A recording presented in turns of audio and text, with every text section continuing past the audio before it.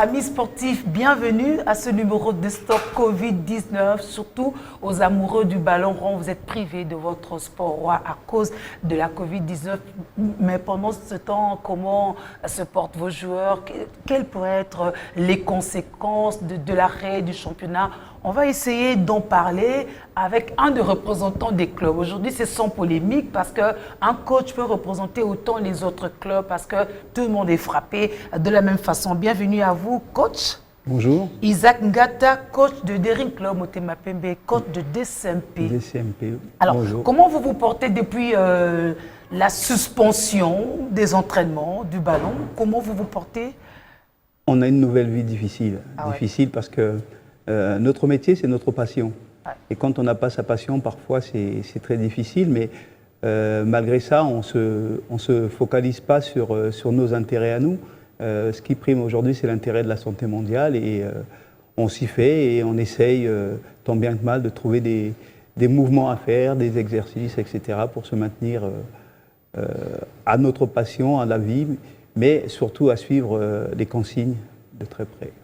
Alors, les dirigeants des clubs de la RDC ont levé l'option de voir les championnats d'élite s'arrêter à cause justement de la pandémie. Dès lors, était-ce une bonne option pour vous, les acteurs de jeu? Si on parle de façon fanatique, non. Non, parce qu'on aime ce qu'on fait et on aime jouer et ça manque. Vous savez, quand c'est une drogue pour nous, hein, il y a un manque. Mais en contrepartie, une décision qui a été prise par les instances fédérales n'a pas été prise de façon irréfléchie. C'est vraiment qu'ils ont posé le pour et le contre, les difficultés, les problématiques que peuvent rencontrer aujourd'hui un championnat s'il était relancé. C'est peut-être pour ça que vous savez que ça a été fermé. Si aujourd'hui on relançait, je donne un exemple tout bête, le championnat, ce serait la gloire à tous. Mais peut-être qu'on ne respecterait pas les barrières comme chacun le dit. Et comment on ferait pour aller jouer en dehors de Kinshasa avec les transports? Oui, c'est tout un paramètre socio-économico-sanitaire qui fait qu'aujourd'hui, on doit accepter la situation. Et si les instances ont réfléchi comme ça, à nous de nous adapter comme toujours.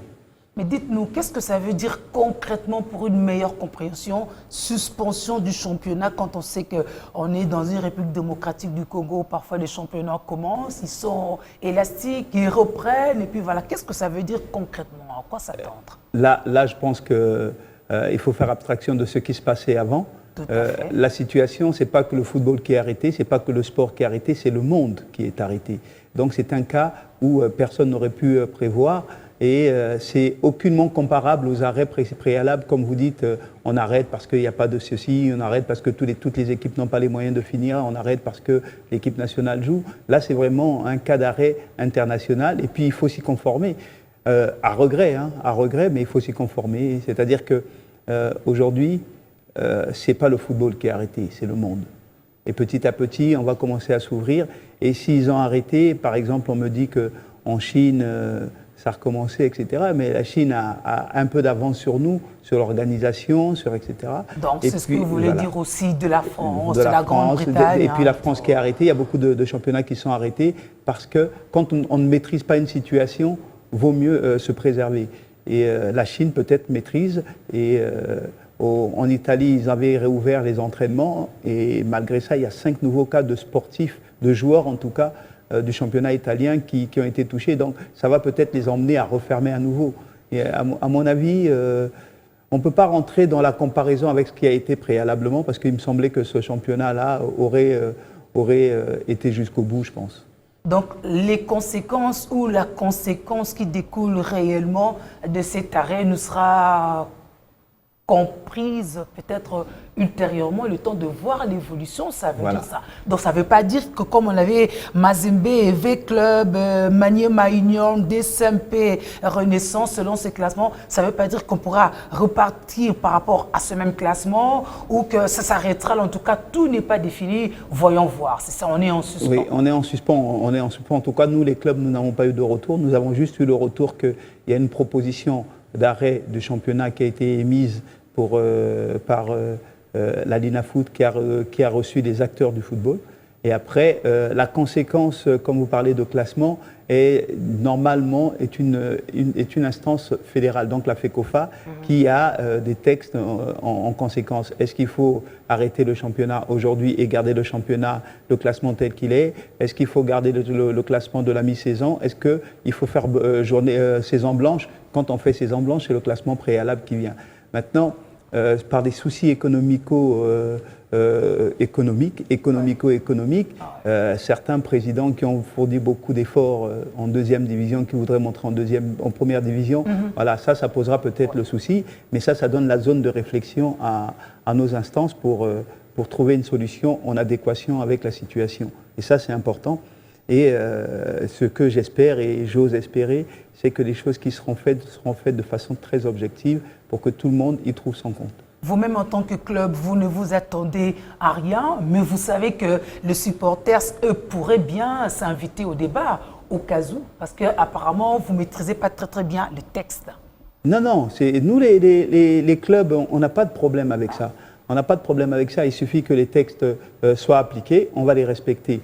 Le problème de nos supporters, c'est qu'ils ont leur pensée. Est-ce que si on ouvre Martyr et qu'on ait 60 000 spectateurs qui viennent au stade, 0 cas de Covid, avec une seule personne supposée, et on finit de là avec 1000 personnes malades et 10 morts, est-ce que le football aura été gagnant? Ou que ça se joue sans public. Et que ça se joue sans public, est-ce qu'ils seront contents? Ils ne seront pas plus contents. Non, je ne pense pas. Je pense qu'on est en train de voir les choses sans respecter cette maladie. Je vous assure que la prévention, ça vaut l'exécution ou la réaction. Parce que nous, au Congo, en Afrique centrale en général, on se dit « Ah, et si Minangaïté, donc ça n'existe pas. » Mais oui, mais il suffit peut-être d'un cas pour dire... Donc il faut qu'on prenne conscience, parce qu'il faut qu'on soit prévoyant. Là, c'est la prévoyance. Aujourd'hui, si le championnat reprenait, il ne peut pas reprendre, à mon avis, en tant que spécialiste, entraîneur, il ne peut pas reprendre, là on est aujourd'hui, on est le 11. Si on arrête la date du championnat, il faudrait qu'on commence le 11 juin, parce qu'il nous faut le temps de repréparer les joueurs physiquement. Vous savez, quand on perd 2 mois, il faut récupérer pendant 6 semaines. Donc, sinon, on va avoir un championnat qui ne va pas être intéressant. Le même public qui veut le championnat, si on commence le 19, par exemple, c'est eux qui vont crier « Oh, match andeni, jour baibo betate », etc. Et pour éviter ça, il faut que les joueurs, parce que c'est notre outil, c'est notre corps. Et quand on se repose, on perd plus d'énergie que quand on gagne. Donc, on travaille 5-6 fois plus pour récupérer une semaine. Il faut rattraper 5 semaines. Et à partir de ce moment-là, donc, il faut... que les choses soient cadrées, et même si la fédération décide aujourd'hui de revenir sur sa décision d'arrêter le championnat, on ne peut pas commencer le championnat avant le 10 juin. Et le public dira « Ah, mais Fongoli, entraînement, mais maintenant, bandité ». Voilà, c'est l'éternelle insatisfaction qui fait qu'on veut faire les choses précipitamment. Et on n'a pas peur de Covid, et malheureusement, c'est une pandémie, c'est reconnu dans tous les pays, donc je ne pense pas que les gens trichent pour ça. On a remarqué que le monde de football était quand même parmi les premiers à réagir promptement par rapport à cette maladie, par des messages, tout ça, de sensibilisation, de réconfort. Ça, c'était peut-être au niveau plus avancé, plus général. Mais en République démocratique du Congo, on y est quand même allé à tâtons. Il a fallu quand même du temps pour qu'on commence quand même à voir à la télé que les coachs sortaient de leur carcan pour motiver les gens. Qu'est-ce qui s'était passé ? Non, c'est juste que, vous savez, l'organisation ne se fait pas de la même façon. On a parfois des gens qui anticipent des situations. C'est-à-dire que nous, quand on a entendu le Covid, on n'a pas réagi de la même façon que la France, parce que quand ils ont entendu en Chine au mois de novembre, ils ont peut-être déjà commencé à... Nous, on est parti dans une situation où on s'est dit, bon, c'est une maladie qui ne viendra pas chez nous. Et quand elle est arrivée, il a fallu le temps d'adaptation. C'est ce que je vais vous expliquer un peu. En Afrique centrale, on attend de réagir avant de prévenir. Et c'est vrai que le monde du football qui s'est mis à défendre cette cause de protection individuelle et collective, c'est parce qu'on est peut-être les acteurs les plus suivis dans le monde. Et c'est pour ça que notre rôle, c'est justement de ne pas se précipiter. Et c'est pour ça que je suis malheureux parce que je suis passionné du football, mais je suis d'accord avec ce que dit la Fédération et l'OMS de prendre des précautions, parce que si nous, on ne respecte pas ça et on emmène notre public à tomber dans des travers, ça ne va pas être bien. Maintenant, le Congo a réagi relativement bien parce que je vois que au niveau, nous les entraîneurs, nous l'avons fait il y a 3-4 semaines, un mois même. Oui. Et puis les joueurs, nous sommes à 2 mois. les joueurs ont fait un peu plus tard. Mais au moins ça a été fait. Ça a le mérite d'avoir été fait. Mais je ne pense pas que la population, comme vous disiez, les supporters, y croient vraiment. Et c'est ça ma peur. Peut-être que le fait pour vous de les avoir approchés, d'avoir passé des messages pourrait aider à atténuer quand même le choc, parce que c'est quand même fort dommage qu'on soit face à une population qui n'y croit presque pas. Oui, ça c'est dommage. Parce que je vais vous dire un secret. Nous les Africains, on a tendance à avoir honte. Honte. Oui. Si quelqu'un est malade à la maison, une grosse maladie, il va avoir honte d'en parler. S'il n'en parle pas, c'est qu'il n'accepte pas. Et s'il n'accepte pas, il ne va pas se soigner. Mais il y a le voisinage aussi. Et puis le voisinage le saura. Mais ce n'est pas le plus important. On vous mettra en quarantaine. C'est pas Tous grave. les contacts et les contacts, des contacts et C'est des pas contacts. grave. C'est pas grave du moment qu'on me soigne. C'est ça que je veux dire. Parce que l'être, c'est plus important que l'avoir. Et moi, je préfère être en bonne santé et vivre normalement qu'être riche et en très mauvaise santé. À partir de ce moment-là, si je suis malade, je n'ai pas honte de dire que je suis malade pour qu'on me soigne. Si je n'accepte pas d'être malade, je ne me soignerai pas. Aujourd'hui, là, on n'a pas peur du Covid, donc on ne va pas respecter les barrières, parce que quand on regarde ce qui se passe chez nous, il faut être réaliste, personne n'a peur. Mais au jour où ça va arriver à votre enfant, vous allez dire, mais pourquoi? Et là, on passe en réaction, peut-être que la réaction est tardive. Mais c'est ça, le problème du Congo. Mais justement, vous, le passionné du football, mais qui souffrez parce qu'on ne peut pas s'exercer vu la maladie. C'est très difficile. Quel serait le sort des clubs qui ont encore des matchs à récupérer, des matchs en retard? Comment ça se passerait? Ça fait partie Ça va de la vie. s'accumuler normalement. Hein? Non, si le championnat s'arrête, il s'arrête. Ça s'arrête. C'est-à-dire qu'on recommencera un autre championnat la saison prochaine. Pourquoi? Parce que il ne faut pas qu'on s'apitoie sur notre sort. Le championnat, c'est accessoire. Pour moi, aujourd'hui, c'est accessoire. C'est vraiment... quand je le dis, les gens disent « Ah, il n'aime pas le foot, il n'aime pas DCMP, il ne veut pas aller... » Non, c'est pas ça. C'est que ma santé, pour moi, et la santé de mes amis et des gens qui sont de notre pays est plus importante que le fait que j'aille jouer au football, même si c'est mon travail. Alors, dans certains clubs, on a vu, les athlètes ont été diagnostiqués à partir des clubs parce que c'est bien structuré. Alors, quelles sont les procédures prévues par nos clubs à nous respectifs, ne serait-ce que lorsqu'on va redémarrer les choses, hein, pour qu'on ait aussi des dispositifs afin que les clubs eux-mêmes puissent poser des diagnostics et peut-être assurer des soins assez appropriés, même après le Covid? Là, c'est une belle situation dont vous parlez. Vous savez, c'est l'intérêt qu'on porte à des choses qui est important. Je ne veux pas dire qu'au Congo aujourd'hui c'est difficile. Non, c'est pas difficile. Et je ne veux pas dire non plus que ce soit facile. Mais quand on veut développer les choses, il faut voir le contour des activités. C'est-à-dire qu'en Europe, en France, en Amérique du Sud, quand vous avez des équipes professionnelles, elles ont leur dispensaire. Elles ont leur compagnie aérienne avec qui elles travaillent. Elles ont dans chaque coin du pays un hôtel avec qui ils travaillent. Enfin, c'est quelque chose qui est cadré, etc. Ils ont un terrain, ils ont des équipes de jeunes. Pour l'instant, au Congo, nous n'en sommes pas encore là. Il y a Mazembe, voilà, Mazembe qui est au top par rapport à tous ces paramètres-là, mais toutes les autres équipes du Congo n'en sont pas encore là. Et on n'a pas un endroit où on va avoir un corps médical avec les machines de haute performance. Parce que si on parle d'examiner soi-même, il faut le matériel en adéquation. On n'en est pas encore là parce qu'on a déjà du mal à trouver un terrain pour s'entraîner, etc. Donc il faut que les infrastructures globales du sport soient peut-être partagées. Hein. Un même centre sportif où il y a V-Club, Mazembe, machin, c'est pas dérangeant puisque c'est la santé des gens.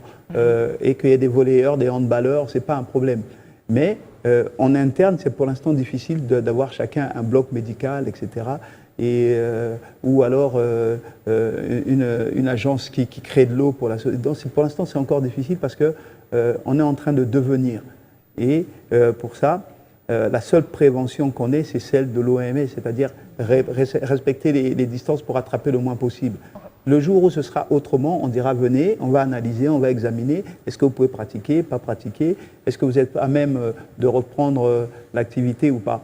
Donc ça, tout ça, il y a encore beaucoup de travail quand même. Il y a vraiment beaucoup de travail, sinon qu'il y a tout à faire. Oui. Avec la situation de la coronavirus, on a vu qu'il n'y avait presque rien, mais peut-être que ça pouvait être l'occasion, ce confinement, peut-être de commencer ne serait-ce que par des réflexions, parce qu'on se rend compte que nos clubs à nous ne sont pas autonomes. Ils sont loin de s'autonomiser, ils sont tellement dépendants de l'État. Or, l'État, là, il aura des moyens suffisamment limités. Il en a déjà fait des preuves. Beaucoup de gens aujourd'hui sont au chômage. Il n'y a plus rien. Encore que pour les footballeurs, eux encore en quelque chose. Mais sinon, ailleurs, c'est déjà le cas où la situation risque de s'aggraver pendant les jours qui suivront. Est-ce que c'est peut-être pas l'occasion de réfléchir déjà sur comment refonder ce secteur et vous autonomiser à la longue? Mais c'est bien ce que vous dites là. S'autonomiser, c'est une bonne chose, c'est très important. Mais vous savez, le football, c'est un secteur sportif, un secteur économique qui nécessite beaucoup d'investissements financiers. Je vais prendre un cas, pour aller jouer à Lumumbashi, il faut prendre l'avion, il faut louer l'hôtel, il faut dormir 4 nuits avec 30 personnes. Donc tout ça, ça a un coût. Quand on joue à Martyr, les gens, quand ils se déplacent, il faut mettre la sécurité, et ça coûte. Aujourd'hui, le système économique, peut-être en Afrique, pas qu'en RDC, mais en Afrique, ne permet pas l'industrialisation et la liberté de création. C'est ce qui manque. Aujourd'hui, si vous avez un club, vous allez au PSG, vous avez PSG. Mais PSG, il n'y a pas que l'équipe. Il y a des boutiques, il y a des organisations, il y a des transports, il y a tout ça. Mais aujourd'hui, en RDC, et ça, PSG fait ça, mais PSG a 2500 employés, donc il embauche la population française. Donc, si les clubs avaient cette puissance économique d'avoir l'opportunité de se créer des sociétés, des entreprises, etc., ça ferait avancer le football, ça le rendrait déjà plus autonome par rapport à l'État. Mais vous savez, une activité comme le football ne peut pas vivre sans l'État ou sans les collectivités, provinces, mairies, etc. Parce que c'est une activité populaire et ça nécessite beaucoup d'investissement. Vous aurez moins l'État cette fois-ci, mais peut-être que ça sera encore pire du côté des particuliers pour faire le sponsoring. Mais par contre, vous aurez toujours la communauté, des gens qui vous soutiennent. Mais est-ce qu'avec vos supporters directs et indirects, vous ne pouvez pas envisager quelque chose, c'est-à-dire par exemple lorsque vous devez vendre vos gadgets, par exemple on a vu maintes fois qu'il y a ici, il y a des gens qui eux-mêmes se réveillent du jour au lendemain, ils impriment des maillots, ils vendent, mais c'est pour eux, n'est-ce pas? On voit combien les gens entrent, accèdent au stade, mais ils ne payent jamais. La mafia est bien structurée, bien organisée. C'est peut-être des petites portes de recettes, mais qui pourraient à la longue quand même servir si on organisait bien les choses. Mais ça, c'est le système économique national. Donc nous, on ne fait qu'essayer de trouver des possibilités. Moi, je pense que vous avez raison. Il faudrait qu'on arrive à identifier les clubs dans les différents secteurs. C'est-à-dire que...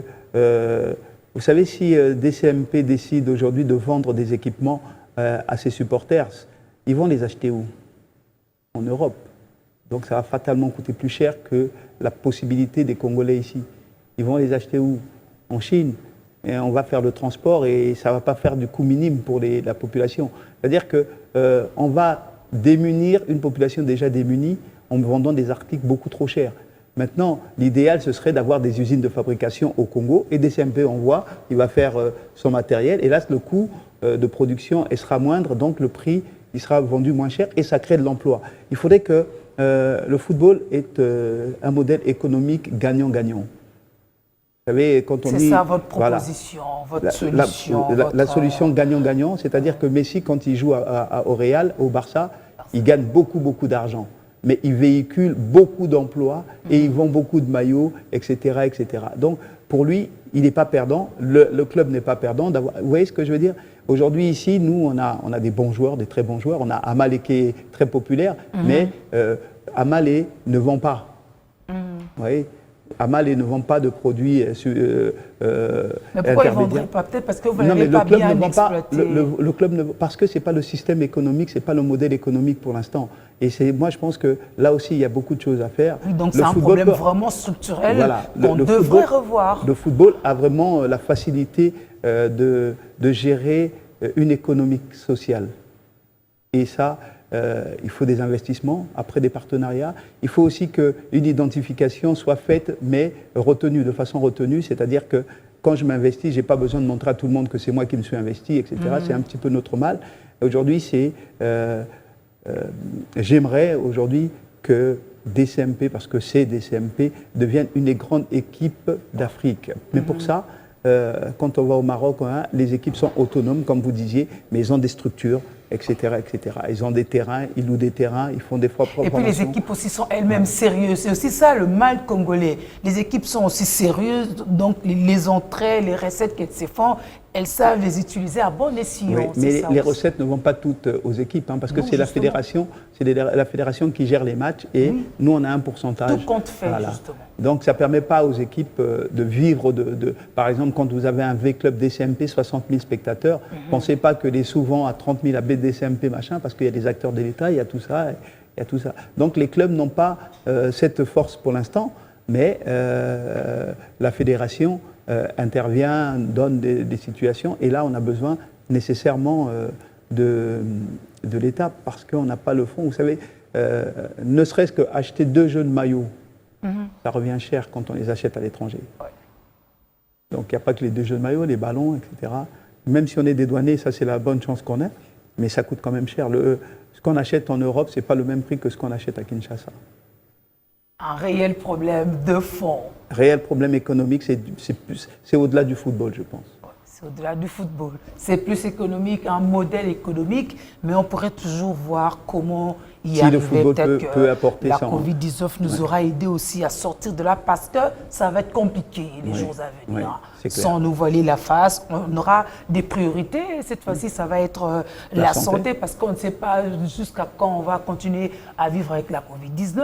Il faut aussi voir le personnel de l'État, quand même. Il faut continuer à payer, même si les salaires sont assez modiques, mais maintenir ne serait-ce que ça, et voir comment investir, n'est-ce pas? Ça va être compliqué. Mais vous, en tant qu'entraîneur d'une grande équipe de la République démocratique du Congo, comment est-ce que vous suivez de près quand même vos athlètes? Comment ça se passe aujourd'hui avec le télétravail, par exemple? Vous avez aussi la possibilité de voir comment ils s'exercent, comment ça se passe pour les garder en forme. Non, alors comme on disait tout à l'heure, le football congolais, les clubs ne sont pas encore autonomes au point d'avoir de la télésurveillance. On n'est pas au niveau de l'Europe. On reste vraiment, il faut rester dans le cadre de ce que nous sommes. Nous sommes africains, avec les difficultés, avec les facilités qu'on a.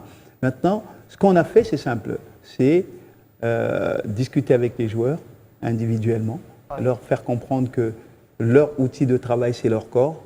Et pour maintenir leur outil de travail, ils doivent travailler. Donc, on leur donne un programme. On leur donne un programme bien élaboré avec les courses, avec la motricité, avec la force, avec la vivacité, et à eux de mettre en application. Nous, notre rôle, c'est parfois de les appeler, de discuter avec eux. Est-ce que vous avez fait, est-ce que vous n'avez pas fait, comment vous sentez-vous, etc. Est-ce que dans votre famille ça va bien? On fait beaucoup d'échanges, mais après, la responsabilité de leur travail, malheureusement, leur est due. Et nous, la seule chose qu'on dit, c'est que, vous savez, c'est avec ça que vous gagnez votre vie, vous êtes professionnel, et le professionnalisme veut que vous entreteniez votre matériel. Voilà un petit peu la philosophie qu'on balance. Et sur WhatsApp, comme WhatsApp est bien aujourd'hui, on arrive à se parler, à changer. Quand il y a des difficultés, on en parle, etc.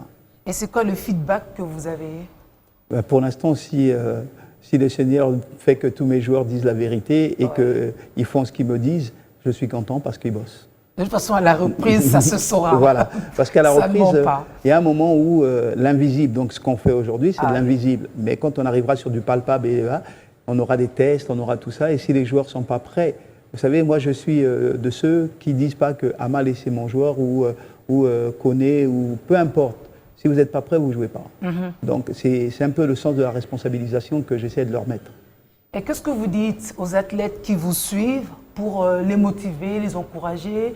Et qu'est-ce que vous pensez pour repenser, à un moment, même si c'est à très long terme, repenser notre sport au regard de l'autopsie que nous venions de faire ici, parce que ça va être compliqué, ça a toujours été. De toute façon, au Congo, il y a même des disciplines qui ne sont pas prises en compte par l'État pour ne serait-ce que subventionner tant soit peu, faute des moyens. Mais peut-être qu'on pourrait déjà commencer à penser comment refaire des choses, comment faire des réformes. Qu'est-ce que vous pensez? Alors moi, je dirais déjà à tous les sportifs, au-delà du football, et à toute la population d'ailleurs, préservez-vous, parce que vous pouvez faire des activités, et puis vous avez des masques, etc. Préservez-vous, on peut toujours tout faire. Ce que je dirais aux sportifs, c'est pendant ces 2 mois qui sont passés et les semaines à venir, dites-vous bien ce qui a été dans votre vie et dans votre vie sportive. Comment on peut faire pour que les choses avancent? Parce que chacun doit se remettre en question. Aujourd'hui, on peut dire tout ce qu'on veut, si ça vient d'en haut et que les gens ne se mettent pas en question, il faut qu'on ait un esprit professionnel dans notre sport. Et l'esprit professionnel, c'est la programmation. On programme sa vie. Le footballeur en Europe, il programme sa vie. Il commence là, il a ça comme budget, il va mettre ça en compte, il va travailler là, il va se marier à cette période. Ils ont déjà préparé ça. Nous, pour l'instant, on prend l'activité sportive comme un monnayable. C'est-à-dire si on joue bien, on a. Si on ne joue pas, on n'a pas. Alors qu'on n'a pas de perspective de vie. Et la perspective de vie doit commencer pour les sportifs là. On ne doit pas dire « Ah, je veux de l'argent parce que je veux partir dès que j'ai réussi à faire deux bonnes passes au handball et qu'on m'a remarqué que j'y aille. » Non, il faut que je me conforme à progresser dans mon domaine pour pouvoir y arriver. Et pour ça, il faut se trouver des idées avec des amis, aller courir, aller faire des activités, mais surtout revoir, réviser sa vie. Qu'est-ce qu'on a fait? Mais tout le temps qu'on a été sportif, qu'est-ce qu'on a eu, qu'est-ce qu'on a gardé, qu'est-ce qu'on n'a pas fait, etc. Prendre conscience de ça. Ça, c'est pour les supporters et les sportifs. Maintenant, pour nos instances, c'est est-ce qu'on a cadré tout le sport de façon à avoir quelque chose de palpable et de visible? Qu'est-ce qu'on doit améliorer pour que tous les sports soient valorisés? Le football, bien sûr, il sera toujours au-dessus, mais il faudra donner de la valeur aux autres activités parce que tous nos enfants ne peuvent pas être footballeurs. Parce que si on fait une perspective économique, on va avoir 75% des Congolais qui veulent être footballeurs. Mais parmi les 75, comme vous dites, il y en a peut-être que 5% qui vont être footballeurs de bon niveau, à nourrir la famille. Donc, à partir de ce moment-là, nos acteurs de hiérarchiques doivent se dire « Mais comment on peut faire pour compenser pour que nos enfants qui aiment le sport vivent du sport ?» Et là, peut-être, on va commencer à faire des activités plurisportives pour les tout petits, etc. Mais il existe beaucoup de projets qui sont pour le développement du sport social. Et moi, j'en ai porté un, j'en ai vraiment un qui soit très intéressant, puisque mon métier en France, c'est directeur des affaires sociales. Donc, j'ai monté un projet de développement pour le sport et la société. Mais ça, c'est faisable. C'est faisable. Et puis, on n'aura pas l'image que du football, on aura l'image du sport. Et si vous avez 50 handballeurs et qu'on est champion d'Afrique, le handball va prendre sa valeur aussi.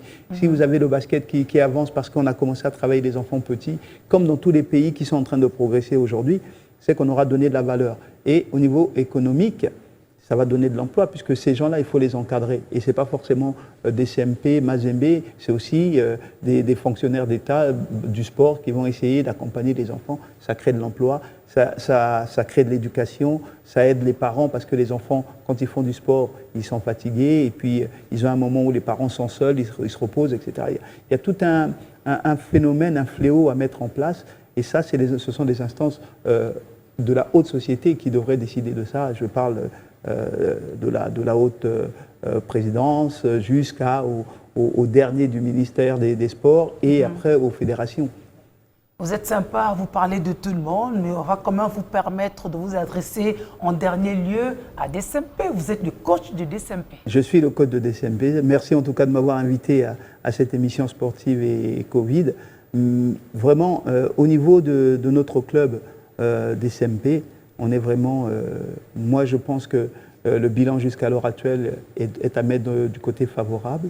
Bien sûr qu'il y a beaucoup de choses à modifier, il y a peut-être à trouver des structures propres à un club de cette envergure, puisque DSMP, pour l'instant, nous ne possédons pas de terrain, mais la moindre des choses, ce serait ça, et on y travaille, et que les gens se disent bien que le DSMP est en force pour avancer, et les projets vont aller. On a fait une année, comme on dit, une année pour voir, pour évaluer la situation, et maintenant on va faire une année de travail pour que cette situation évolue, et espérant que dans 3 ans, DSMP sera un grand club, comme je l'expliquais au début, avec toutes les infrastructures, et qu'on arrive à embaucher des gens, si ça peut aider économiquement le pays. On vous l'espère. En tout cas, prenez soin de vous, coach. Merci. Isaac. Soin de vous, parce que vous devez toujours rester en forme, mais aussi continuez à observer les gestes barrières. On a besoin de coach en bonne santé, n'est-ce pas? Après la Covid-19. Voilà, mais si on va marquer un stop ici à ce Stop Covid. Amis sportifs, à très vite. Au revoir.